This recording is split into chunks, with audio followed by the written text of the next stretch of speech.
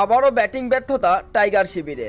একের পর এক উইকেট হারিয়ে খাদের কিনারে বাংলাদেশ ক্রিকেট টিম। অভিজ্ঞতা যেন কোনো কাজেই দিচ্ছে না বাংলাদেশ ক্রিকেট টিমকে, কেননা একের পর এক অভিজ্ঞ ক্রিকেটারগুলোই ডট ডট আর ডট, এবং শেষ পর্যন্ত কোনো রান না করেই আউট হয়ে ফিরে আসছেন অভিজ্ঞ ক্রিকেটারগুলো।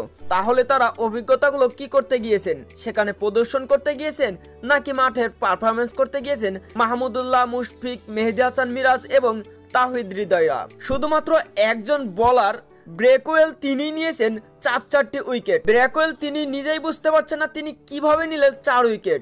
তারই মাথায় কাজ করছে না তিনি যে 4 উইকেট নিয়েছেন। কিন্তু বাংলাদেশি ব্যাটসম্যানরা বুঝতে চাচ্ছেন না যে একের পর এক উইকেটই হারাতে যাচ্ছে তারা। যেখানে ব্রেকওয়েলের বলে একের পর এক উইকেট হারাচ্ছে, সেখানেই ব্রেকওয়েলের বলেই আবার আগ্রাসিক মোডে ব্যাটিং করতে গিয়ে একের পর এক উইকেট হারাচ্ছেন মাহমুদুল্লাহ, মুশফিকরা। বাংলাদেশ দল যেখানে 15 ওভারে 78 রান 2 উইকেট হারিয়ে সেখানে 108 রানে হারিয়ে ফেলে 5 উইকেট। আবারও ব্যাটিং ধস নিউজিল্যান্ডের বিপক্ষে।